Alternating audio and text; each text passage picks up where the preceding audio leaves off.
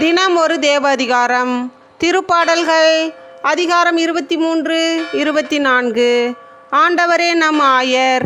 ஆண்டவரே என் ஆயர், எனக்கேதும் குறையில்லை. பசும்புல் வெளி மீது என்னை அவர் இளைப்பாற செய்வார். அமைதியான நீர்நிலைகளுக்கு என்னை அழைத்து செல்வார். அவர் எனக்கு புத்துயிர் அளிப்பார். தம் பெயர்க்கேற்ப என்னை நீதி வழி நடத்திடுவார். மேலும் சாவின் இருள் சூழ் பள்ளத்தாக்கில் நான் நடக்க நேர்ந்தாலும் நீர் என்னோடு இருப்பதால் எத்தீங்கிற்கும் அஞ்சிடேன். உம் கோலும் நெடுங்கழியும் என்னை தேற்றும்.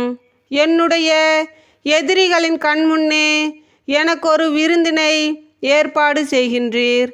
என் தலையில் நறுமண தைலம் பூசுகின்றீர். எனது பாத்திரம் நிரம்பி வழிகின்றது. உண்மையாகவே என் வாழ்நாள் எல்லாம் உம் அருள் நலமும் பேரன்பும் என்னை புடை சூழ்ந்து வரும்.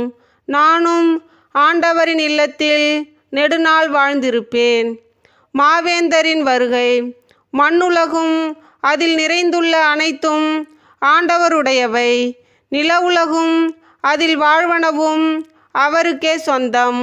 ஏனெனில் அவரே கடல்கள் மீது அதற்கு அடித்தளமிட்டார். ஆறுகள் மீது அதை நிலைநாட்டினவரும் அவரே.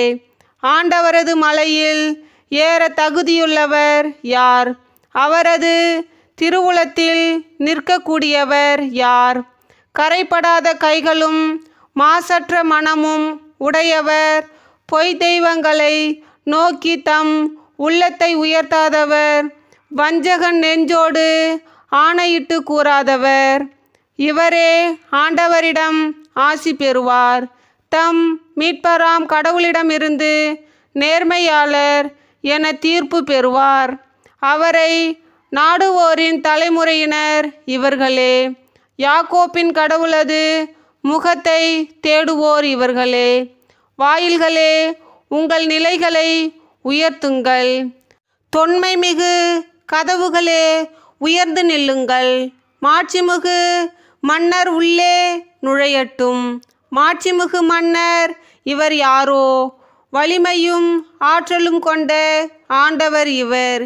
இவரே போரில் வல்லவரான ஆண்டவர். வாயில்களே, உங்கள் நிலைகளை உயர்த்துங்கள். தொன்மை மிகு கதவுகளே, உயர்ந்து நில்லுங்கள். மாட்சிமிகு மன்னர் உள்ளே நுழையட்டும். மாட்சிமிகு மன்னர் இவர் யாரோ? படைகளின் ஆண்டவர் இவர். இவரே மாட்சிமிகு மன்னர். ஆண்டவர் வழங்கும் அருள்வாக்கு. இறைவா, உமக்கு புகழ். தந்தை, மகன், தூய ஆவியின் பெயராலே ஆமேன்.